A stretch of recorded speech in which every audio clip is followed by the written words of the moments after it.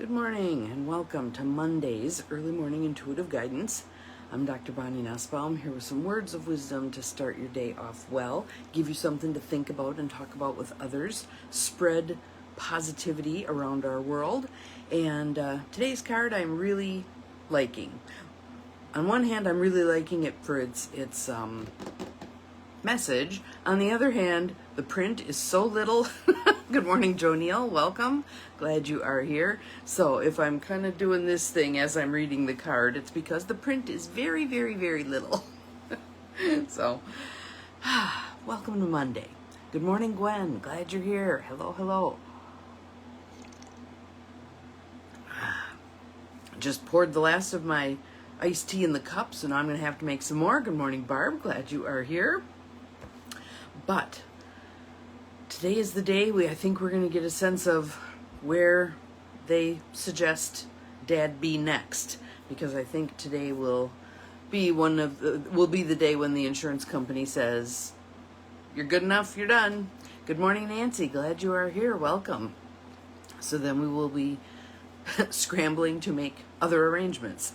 Yeah, this is a weird system. This is a very weird system. I've been on the outside of it as a doctor providing care for people who've been in facilities, but I've not been in the shoes of this deep a dive into the whole process as a family member. With Mom, we didn't get this far. She was at home with hospice, and that ran its course.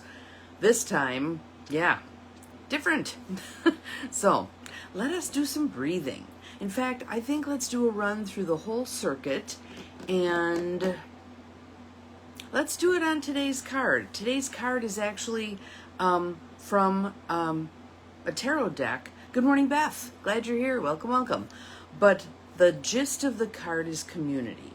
So let's do some tapping on community, because that will do not only ourselves and our practical rebel community some good, but we'll slop it over onto the world. Why not, right? That triggered something, and I just have to figure out what it was. Oh yeah, yesterday we had, yes, we can appeal for more time, but typically what we get is about 2 days. So we may do that so that we can be further along in the process of readying whatever's next, but it's just 2 days. So welcome to Wisconsin. And I guess Medicare everywhere kind of does that, but whatever, we'll figure it out. So back to the other thing. Oh yeah, squirrel, shiny object. Yesterday we had Unity Cafe in the morning. Good morning, Ruth Ann. Glad you're here. Thank you for this pretty sunshine. We had Unity Cafe, and we made the decision that we want to have Unity Cafe host an online book club. So some of you may have already gotten the email, because I sent it out to my previous book club list, because I have done book clubs for many years, haven't recently with all that's been going on. But it's time. So we are doing a book club, and it's going to be on Atul Gawande's Being Mortal. So it's Gawande, Being Mortal. And if you received the invitation, it means you've been in one of my book clubs before, or you're on my current Unity Cafe list.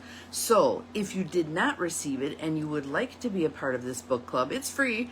We'll do several rounds of it. It's going to be during our typical Unity Cafe time. So the next one is going to be Sunday, November 9th at 7 a.m. And we'll go for an hour and a half, I think, because we're going to do the introduction and chapters 1 and 2.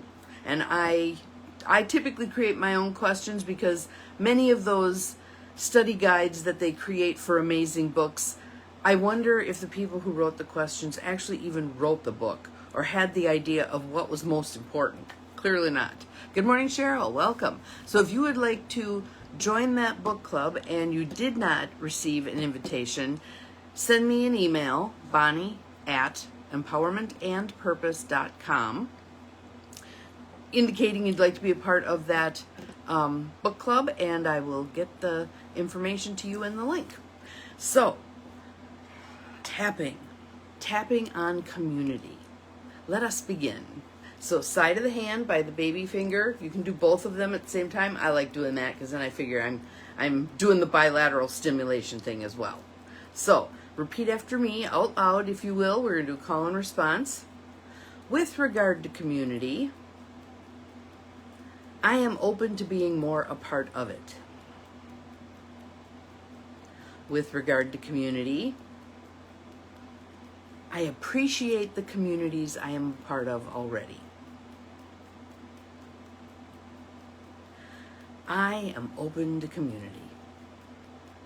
Inside corner of the eyebrows. I choose to contribute to community. Outside corner of the eyes. I choose to let community support me. Under the eyes, I see the value in community. Under the nose, I am open to all that community has to offer me. Community. Collarbone, community. Ooh, let's stay there for a little bit. That's good.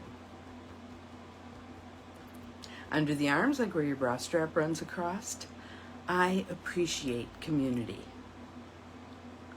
And around the crown of your head, I foster community. Take a nice deep breath. Let it go. Interestingly, on yesterday's Unity Cafe, we were talking about community and how our current circumstances and historically, the United States has set itself up against community in a lot of ways. We've praised that fierce individualism and put out there stories, inaccurate stories about individualism. It really wasn't all that great, but we lifted it up as the Marlboro Man was the be all and end all. Now we're moving back. Now we're moving back into, and there always has been community. You could see service organizations, you could see faith organizations, you could see school organizations. There has been community, but we've kind of denigrated it. Not, good morning, Mel. Glad you're here. How was fish camp? I think it was Beth that explained to me that fish camp was the women on the water thing. I knew that part, but I didn't know that fish camp was its, what do you want to call that? Nickname. So now we can swing the other way some more, and we can lift up community, and we can make it more celebrated, because that's how we're going to survive, is in community. Not this fierce individualistic junk, or just take care of my people and to hell with everybody else. That's not how we're going to be successful. Not at all. So here is the image for today. So you see two people up close, and you see two people farther back. And it's the 10 of Cups, so the rainbow cups are swinging through. Look at that. We got DEI going on right here. Gotta love it. Diversity is not a swear word, people. Share it widely. So this comes from the Lightseers deck by Chris Ann. And I'm going to do my best to read this, but boy, is it little print. So the 10 of Cups. And again, in this card deck, you have the Lightseer part when it comes out right side up, and the Shadowseer part when it comes out upside down. I read both so that you can glean whatever messages you're meant to glean. In this case, it came out right side up. Lightseer, community, love, soulmates, harmony in relationships and family, divine connections, heart opening and expansion, wholeness. Doesn't that sound lovely? Well, I like that little daisy in there, Mel. That's cool. Very pretty. Doesn't that sound lovely? People working hard to get along. People working toward community, toward common ground. Speaking of that, we have another common ground conversation available. So hunt around for that. It should be on my business page and elsewhere. I think she's got it up already. We'll see. If not, keep looking for it because it'll be there sometime this week. Can you tell I've been a little out of the loop? Yeah. So now, if it had come out upside down, that would have been the Shadow Seer side, which I'm going to read also, because it usually has useful information for at least some of us. Shadow Seer, disharmony or disputes, miscommunication, struggling relationships, unrealistic expectations. Anybody else probably guilty of unrealistic expectations? I think we can hold a high standard, but sometimes we may be a little too ahead of the curve with what we expect. Not feeling worthy of love. Oh man, that one needs changing, right? Have you ever had people in your life where you see their value and you've poured love into them and they're dear in your heart and they just can't allow that that's the case? Very sad. Can also, the Shadow Seer side, upside down, can also indicate a delay. So here's the narrative part.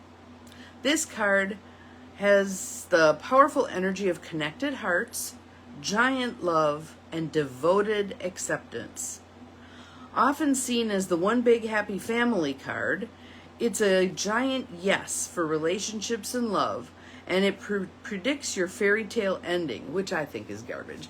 We have to keep working on this stuff. Happily ever after is bullshit. We must tend to our relationships like we would tend to a garden. You don't plant the seeds and then expect, okay, grow forevermore and keep self-perpetuating and blah, blah, blah. Someone needs to pull the weeds. Someone needs to thin the plants. Someone needs to water. The sun needs to shine. It needs tending. Relationships are the same way. They need tending. Some need more tending than others, but they all need tending. We can't just throw the seeds in the ground and expect it to go forevermore. It says, and hey, you get to decide what this soulmates and unicorns ending looks like.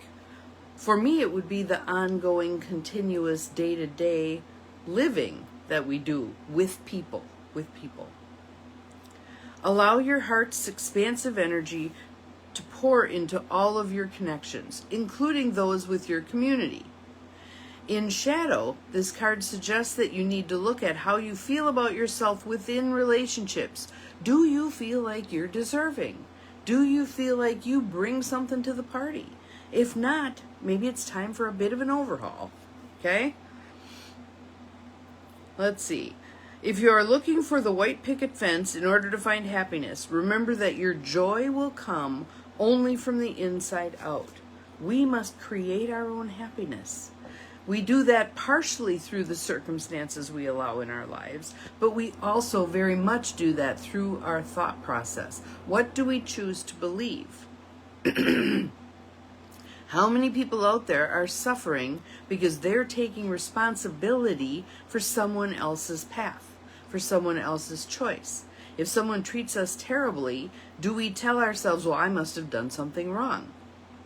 Why would that be the case? Maybe you did step out of line. If so, apologize and move on. But if not, don't take it on.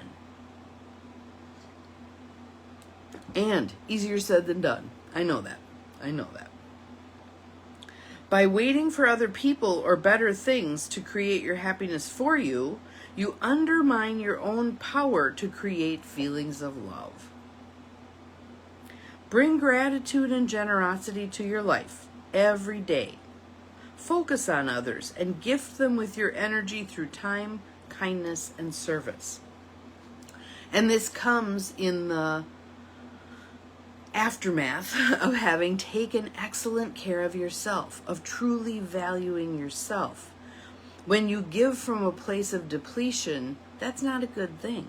When you see yourself as the hollow reed channeling divine energy, you benefit and others benefit. Yes, thank you, Gwen. Your joy will only come from the inside out. create that for yourself. So, the affirmation, thank you. Brain is a little slower. It's running, but it's slow.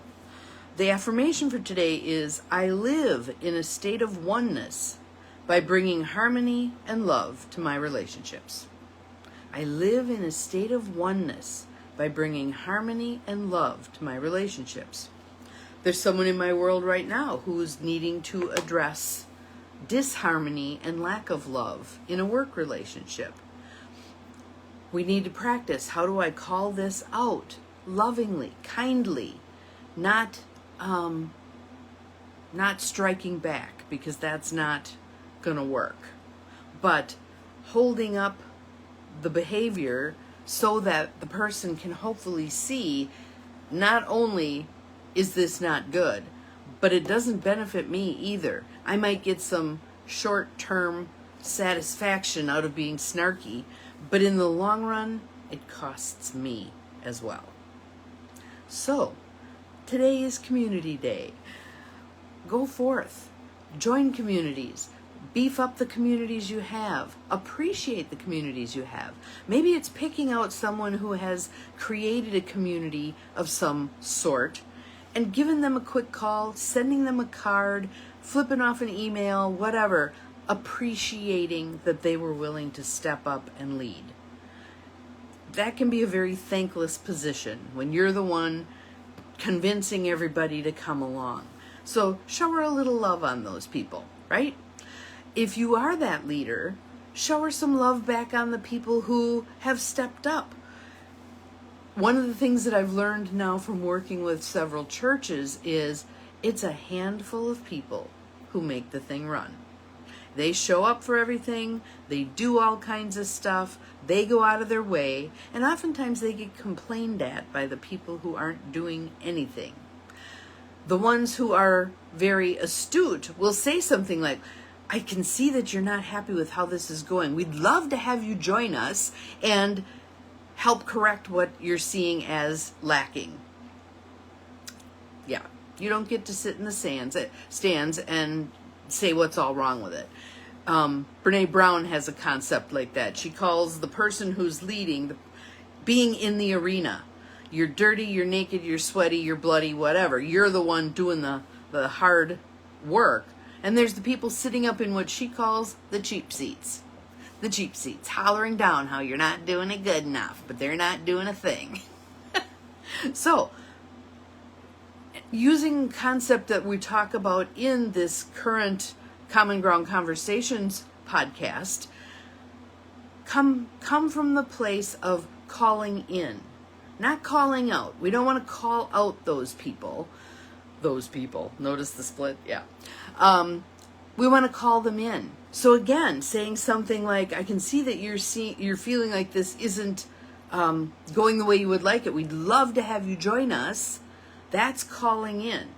Calling out is, well, you're such a jerk. You're just sitting in the stands. You're doing nothing, blah, blah. Can you feel the difference? Can you feel the difference? And at a minimum, what the calling in does is highlight the other person's behavior in a way that maybe makes it most likely they will join. They will do something that corrects the bigger problem, which is their lack of participation.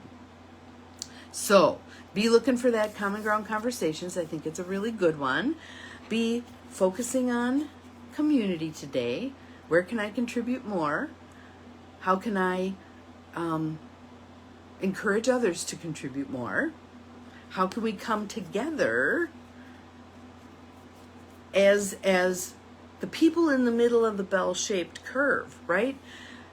I think we've been led astray again with the idea that we don't get a voice. The loud people on the ends of the bell-shaped curve, they get a voice, and the massive number of people in the middle don't get a voice. To that I say, garbage. We have a voice. Our voice gets expressed in numbers. When many of us show up to protest something we don't believe in, or to fix something that's broken, or to just express where we're at. That's powerful. That's powerful. And there are some upcoming events. I know there's another, let me see if I wrote it down. I think I did.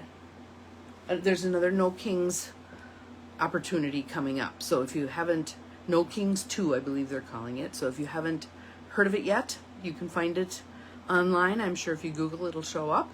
So, Lightseer's deck, community, joining together, speaking our truth. Have an awesome day. We'll see you again tomorrow. Hopefully tomorrow I can let you know what the plan is for Dad. We will see. Remember, we are all capable of far more than we think we are. Bye-bye.